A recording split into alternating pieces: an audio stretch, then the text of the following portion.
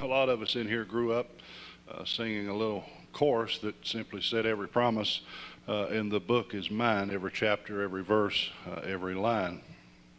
And so while that melody is pretty catchy to us, right, and easy to remember even many years later, but the message, though, is a little bit misleading. Maybe as children, we did not analyze everything that we sang, right? We just sang it for fun, maybe.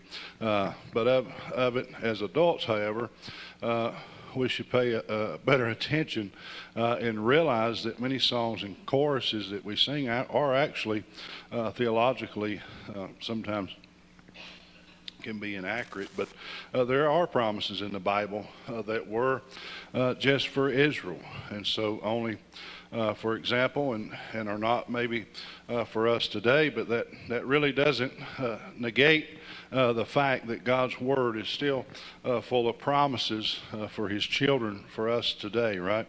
But it's pretty sad sometimes that many believers fail really to spend some quality time in the Bible, and a lot of times as a result of that, they don't benefit from those precious promises that we do find within the Word of God. But we know there are many promises that are mentioned in Scripture, and some were for Israel and some were for all of the believers. But it's important for us to study and know what God has purposed for our lives and your life. And even in the studying experience, a great reward of learning more about God. And so Moses, we know, had led Israel as far as the east side of the Jordan River. But God instructed Moses he would not enter the promised land, right? He would see it, but he wouldn't enter it. We know Moses, that God told him to speak for the water to come, and he smite the rock, right? And so he he did go against what God had told him to, but he also showed a side that wasn't of God to the people. And so with his neglect to listen as he was instructed to by God, God told him that he would just see the promised land, but his feet would never tread on it, would never walk on it. In Numbers 20, chapter 20, verse 12, and the Lord spake unto Moses and Aaron, because ye believe me not, to sanctify me in the eyes of the children of Israel, therefore ye shall not bring this congregation into the land which I have given them. And although Moses did not enter the promised land, a great deal of respect and homage is still due to him. He led Israel from captivity, and he established the original covenant, or the platform, as the platform leader. And so here as Israel is entering a new era, they will now be under new leadership, right? As they pursue to conquer and inhabit this new land, this promised land. And so the God of Israel's reputation preceded them everywhere that they went. In chapter 1, verse 1, now after the death of Moses, the servant of the Lord, it came to pass that the Lord spake unto Joshua, the son of Nun, Moses' minister, saying, Moses, my servant, is dead. Now therefore arise, go over this Jordan, thou and all this people, unto the land which I do give to them, even to the children of Israel. And so Moses was a servant of the Lord, right? And so Joshua is now a servant of the Lord. He was serving under Moses. You know, he never left Moses' side. But since the death of Moses, it marked the end of the Pentateuch, and it connected the book of Deuteronomy to the book of Joshua. And so for 40 years, we know that Moses led the children of Israel in the wilderness, but he had been their religious leader. He had been their domestic leader. He had been their judicial leader. He'd even been their military leader, and he also had been their civic leader. For 40 years, they looked for Moses to help and guide them. And so he was a servant, right? He was a servant of the Lord, but he's also a servant of the people. And so servants are worshipers of God, right? And so the highest appointed position to the king. And so Joshua is going to inherit this same title as Moses did. In Joshua chapter 24, verse 19, and it came to pass that after these things that Joshua the son of Nun, the servant of the Lord, died, being 110 years old. But a minister is called what? To serve, right? And so it's used in context really concerning the priest about their service in the sanctuary that they did. And they had used of personal or intimate types of service to the people. And we can look at Joseph and Potiphar and Elisha and Elijah and Samuel, even Eli. And Joshua was named the successor of Moses and served under Moses. And he was named the successor. And we read in Numbers chapter 27, verse 22 through 23. And Moses did as the Lord commanded him, and he took Joshua and set him before Eleazar the priest and before all the congregation, and he laid his hands upon him and gave him a charge as the Lord had commanded by the hand of Moses. And then we can read over in Deuteronomy chapter 31, verses 14 through 23. And the Lord said unto Moses, Behold, thy days approach, that thou must die. Call Joshua and present yourselves in the tabernacle of the congregation, and I may give him a charge. And Moses and Joshua went and presented themselves in the tabernacle of the congregation. And the Lord appeared in the tabernacle in a pillar of a cloud, and the pillar of a cloud stood over the door of the tabernacle. And the Lord said unto Moses, Behold, thou shalt sleep with thy fathers, and this people will rise up and go whoring after the gods of the strangers of the land, whither they go to be among them, and will forsake me and break my covenant which I have made with them. Then my anger shall be kindled against them in that day, and I will forsake them, and I will hide my face from them, and they shall be devoured, and many evils and troubles shall befall them. So that they will say in that day, Are not these evils come upon us, because our God is not among us? And I will surely hide my face in that day for all the evils which they shall have wrought in that are turned unto other gods. And so now therefore write ye this song for you, and teach it the children of Israel. Put it in their mouths, that this song may be a witness for me against the children of Israel. For when I shall have brought them into the land which I swear unto their fathers, that floweth with milk and honey, and they shall have eaten and filled themselves and waxen fat, then will they turn unto other gods and serve them and provoke me and break my covenant. And it shall come to pass, when many evils and troubles are befallen them, that this song shall testify against them as a witness, for it shall not be forgotten out of the mouths of their seed. For I know their imagination, which they go about even now, before I have brought them unto the land which I swear. And so he's telling what's going to take place with this. And then we know that Joshua served under Moses, right? At Mount Sinai, he traveled further up the mountain with Moses than Aaron's two sons. And then in Exodus chapter 24:13, and Moses rose up, and his minister Joshua and Moses went up unto the mount of God. And then he led in the battle of Rephidim against Amalek in Exodus 17 and 13. And Joshua discomfited Amalek and his people with the edge of the sword. So Joshua, he stuck close to Moses. He stuck close to him at the tabernacle of the congregation, and was willing to be inconvenienced in serving.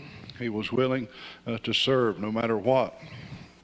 And so it was the the leadership was passing on from Moses unto Joshua to lead the children of Israel here into the promised land.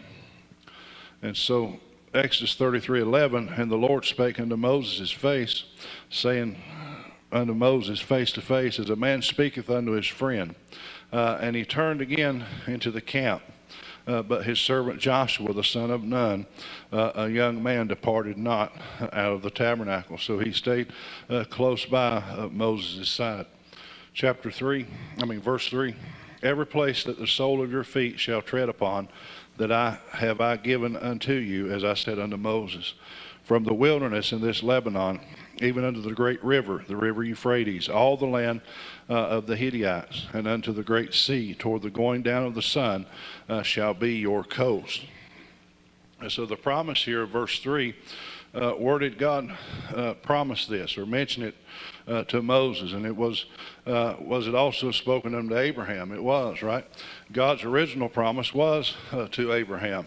In Genesis chapter 12, verse 7, and the Lord appeared unto Abram and said, unto thy seed will I give this land. And there builded he an altar unto the Lord who appeared unto him. And so this promised land had been promised years before, right? And then Genesis chapter 15 and 18, in the same day the Lord made a covenant with Abram, saying, unto thy seed have I given this land. So God reaffirmed the promise that he had made to Abraham. He reaffirmed it to Moses.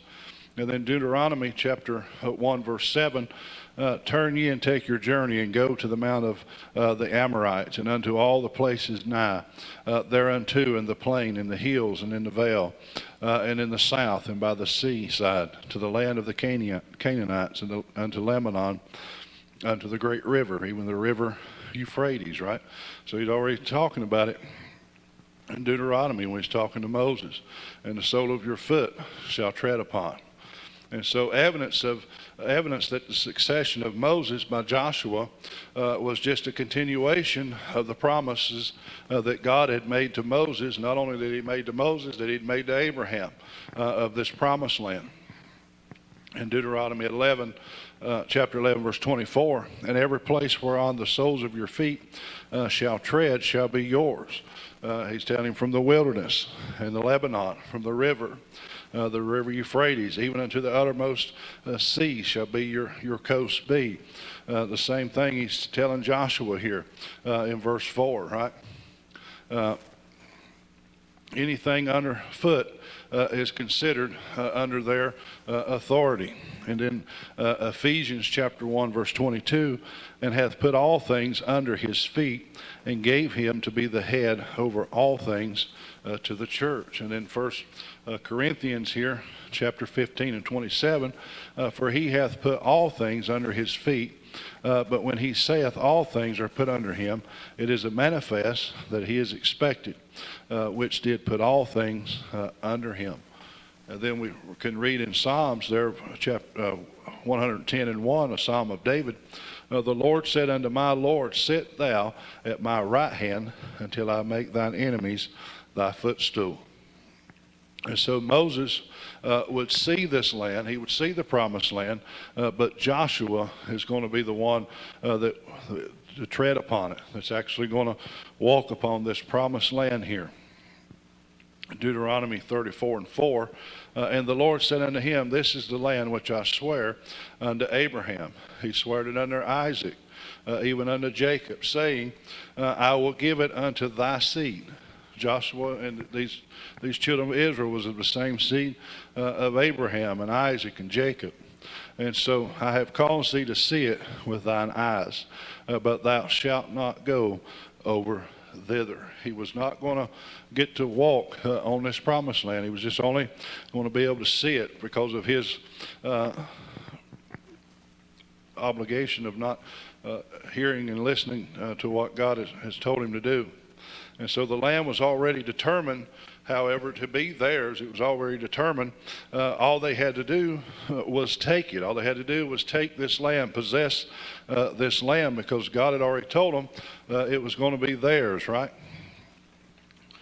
Verse 5, there shall not any man be able to stand before thee all the days of thy life. As I was with Moses, so I will be with thee. I will not fail thee, nor forsake thee. Be strong and of good courage, for unto this people shalt thou divide for an inheritance the land which I swear unto their fathers to give them. And so it was a sacred success, right? Is accomplished only with the presence of God. And so the secret of Moses' success had been the constant presence of God. That was when we have our success, right? When we have the presence of God within our lives, we're successful. And Israel carried the Ark of the Covenant on their way to battle, and it was as a sign that God is with them, having this Ark of the Covenant. And so as it was with Moses, so I will be with you. He was telling Joshua, I'm going to be with you just like I was with Moses. I'll be right here beside you. I'm not going to fail you. I won't forsake you, right? He never fails us, right? He never forsakes us. He's always with us. Sometimes we don't seem to feel that he's with us, and sometimes we don't understand certain situations, certain circumstances, certain sickness and afflictions that come against us. We want to wonder, where's God? You know, we feel like he's forsaken us, but he's there all the time. We just sometimes are blinded by the obstacles that we're facing within our lives, and we don't seem like we feel his presence or seem that he's there. But he said he does us the same way as he did with Moses and Joshua. He never fails us, and he never will forsake us. And so Joshua chapter 6 verse 4, and 7 priests shall bear before thee the ark 7 trumpets of ram's horns. And the 7th day ye shall compass the city 7 times, and the priests shall blow the trumpets. And so Exodus 33 and 15, and he said unto him, if thy presence go not with me, carry us not up hence. If your presence is not with us, don't take us, right? Don't take us to a strange place. And when he says here, be of strong and of good courage, it mentions 4 times in this passage to Joshua. He mentions it in 6 and 7, 9, and 18. They're not listed. Some of those are not listed. But to be strong, it means for us to be firm, steadfast, right? And courage, we want to be stout. We want to be strong. We want to be bold. And we want to be alert, all right?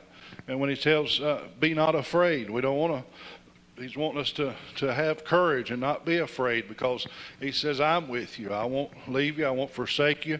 I'm not going to fail you. I'm not going to give you something you can't handle, right? But obstacles that stand in the way a lot of times or discourage us, they'll discourage us from pursuing the promises of God. We have discouragements within our lives. Joshua here, he could have been intimidated at the reality of succeeding a great leader like Moses, while also being even overwhelmed with the task of conquering such a vast and established region, right?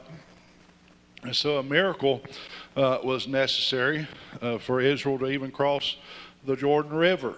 And then God would have to part the Jordan, just how he parted the Red Sea for them to escape Pharaoh, right?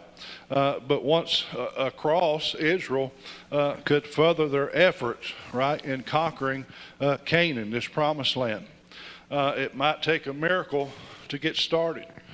Sometimes it takes a miracle within our own lives for us to get started. And sometimes a lot of our past victories are enough to encourage us to push on, to persevere. And Joshua, he had won many battles while serving under Moses. And so sometimes even past failures that we've had within our lives discourage us, right?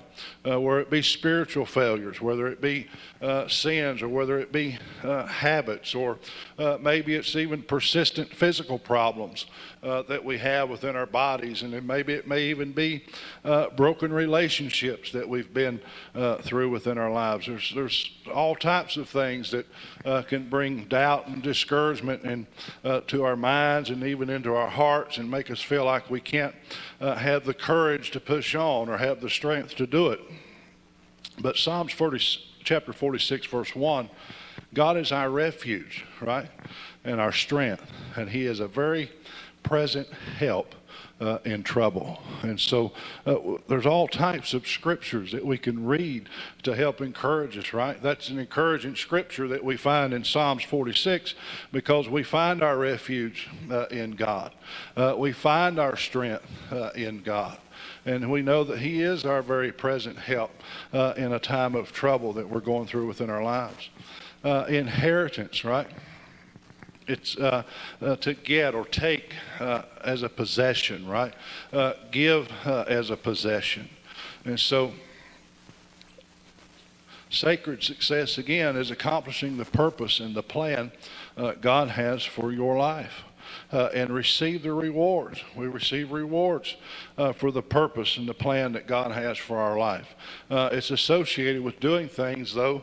We got to do it God's way. We can't be like Elvis Presley and do it our way. We got to do it God's way. And so, as believers, we can't focus on success as the world defines it. Seeing worldly success exclusively focuses on the present life only. It's not focusing on the eternal life.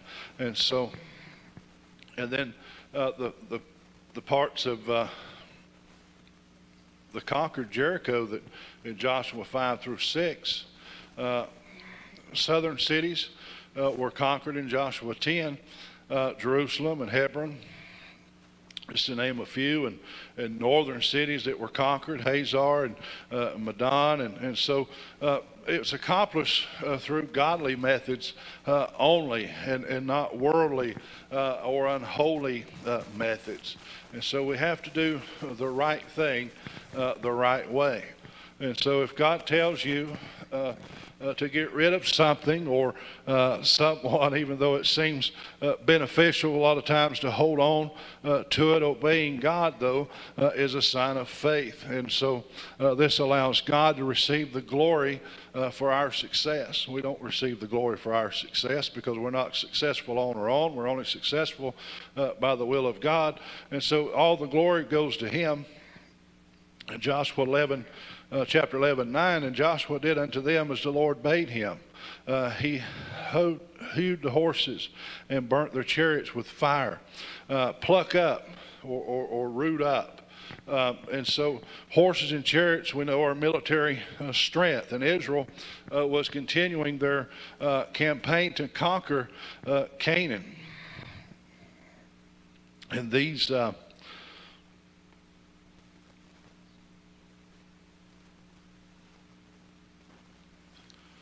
resources could have tremendously aided in their effort with, but God wanted them to trust in him.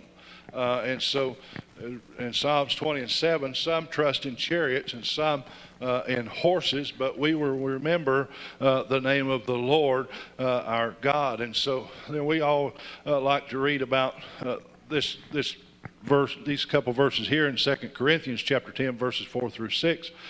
For the weapons of our warfare are not carnal, but mighty through God to the pulling down of strongholds, casting down imaginations and every high thing that exalteth itself against the knowledge of God, and bringing into captivity every thought to the obedience of Christ, and having a readiness to revenge all disobedience when your obedience is fulfilled. Look at verse 16. So Joshua took all that the land, the hills, and all the south country, and all the land of Goshen, and the valley, and the plain, and the mountain of Israel, and the valley of the same, even from the Mount Halak that goeth up to Seir, even unto Baalgad, in the valley of Lebanon, under Mount Hermon.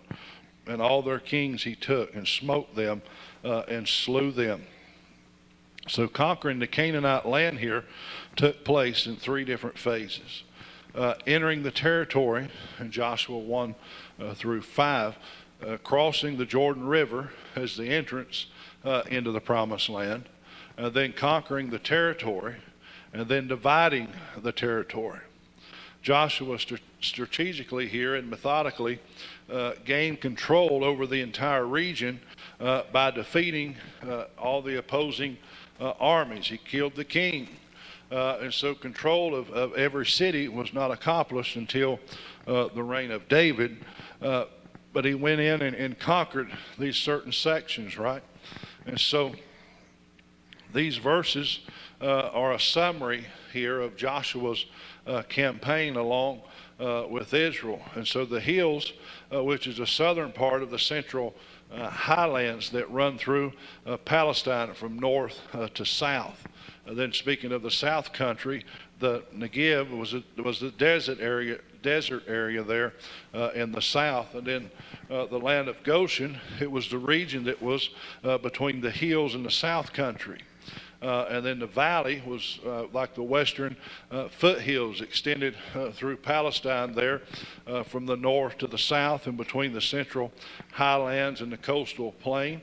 And then the plain was the Arabim, is the valley in which the Jordan River and the Dead Sea are found in that area. Continues even to the Gulf of Aqaba. And then the mountain of Israel was the central highlands there in central Palestine that are called the hills of Ephraim. And then Mount Halak was the modern Jebel. It was about 27 miles south of Beersheba. And then the Seir was the mountains of Edom, which was southeast of the Dead Sea. And then Balgad was modern Baalbek. It's in the Bequeq Valley between Lebanon and the Lebanon mountains. But God had promised to give Joshua and the Israelites, he'd promised to give them victory everywhere their feet would tread. And that's exactly what happened here in conquering these cities there in Canaan. Because God will give us victory everywhere our feet will tread, right? In Joshua chapter 1:3, every place that the sole of your foot shall tread upon, that I have given unto you, as I said unto Moses. So it requires this success here. It requires you to fight, right? It requires us to fight for things. Even when what you are pursuing sometimes is the promised land, you'll have to fight to possess it, right? The enemies of Israel here, they faced in conquering the various cities there in Canaanite, people were massive in number. And just sheer size could have discouraged anyone from trying to conquer or take this land. But the success is total victory because everyone that opposed Israel was defeated. And so God will give us victory over everything that stands in the way of our promises. Verse 18, Joshua made war a long time with all those kings. 19, there was not a city that made peace with the children of Israel, save the Hivites and the inhabitants of Gibeon. All other they took in battle. So there's two facts of these two verses.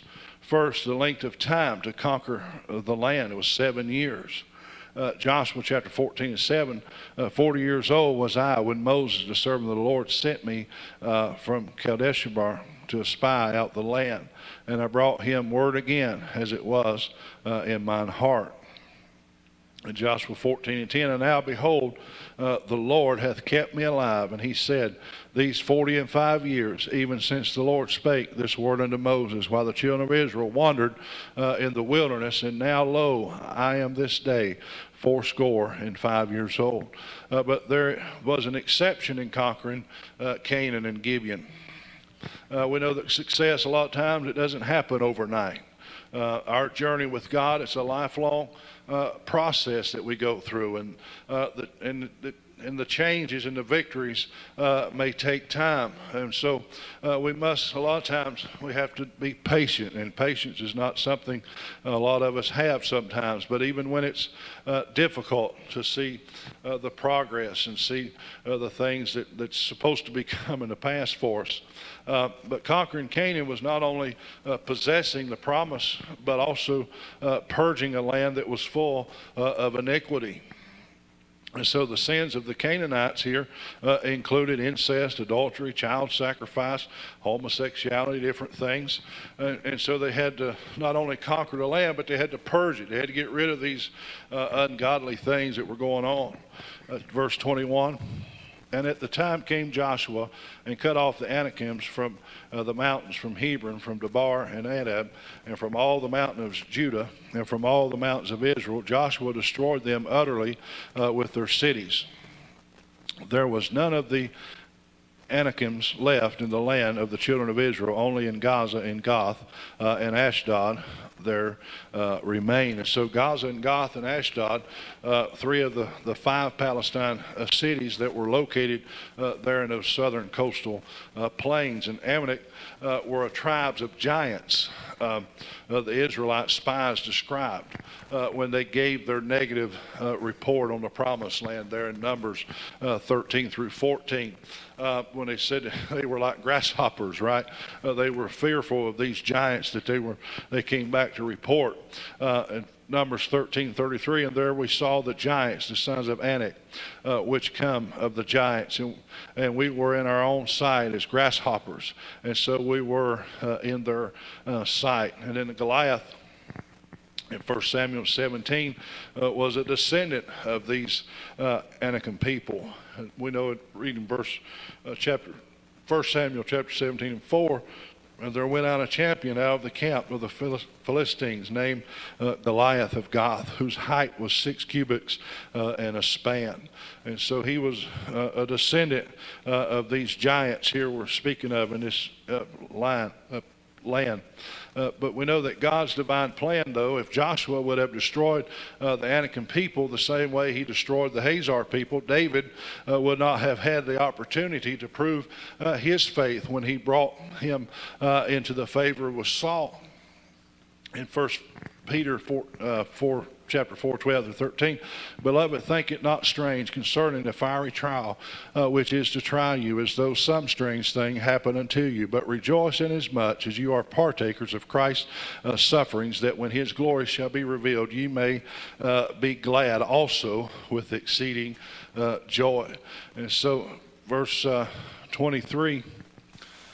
So Joshua took the whole land according to all that the Lord said unto Moses, and Joshua gave it for an inheritance unto Israel according to their divisions by their tribes, and the land rested from war.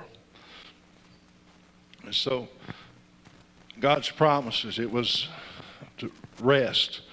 Was to be quiet. When we want some rest, we want some quiet time, right? We don't want to be disturbed. So it was undisturbed of the land. They were at peace, right?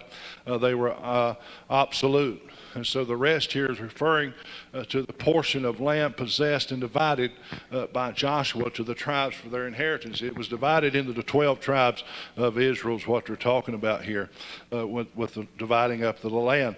So there was still much to do. In Joshua 13, it begins by stating that there was still much land to take all over the land. However, were established points of control at this point from which the Israelites could work, and they could secure the inheritance. They could secure this land that they were promised by God. And so what they were promised, the land that they were promised, was coming to pass, right? And so they were getting that part. So we have to steadfast, right? We have to trust in the Lord, because all of his promises that he's made to Israel at this time, Moses didn't get to see it. He didn't get to tread upon it, but Joshua led the children of Israel into the promised land, into the land of Canaan that the Lord had promised to Abraham and Isaac and Jacob and all those before, and even to Moses. And so there's promises in the book that's meant for us, and they may take 40 years to come to pass. I don't know. But we hold fast to those promises that God gives us, right? Because he tells us to stay strong. If we be strong and be of courage and be not afraid, because he said, I will never fail thee. He's not failed me yet. I've failed him multiple times over and over and over, but he's never failed me. I've forsook him sometimes within my life, but he's never forsake me, because that's a promise that he's made, right? He said he'd go with us even always, even until the end of the world. So he said he would never leave us nor forsake us. And that's what he told Joshua. He said, I'll never leave you. I'll never forsake you. I'll be with you as I was with Moses. So if he'd be with all of those, like he says here, he'd be with us the same way, right? But he just wants us to be strong. Be strong within our faith and be courageous within our faith. And all of his promises will come true to us. And he'll help us defeat and conquer those obstacles that are within our lives and those things that we face day to day. And I hope you got something, Mom, you just missed.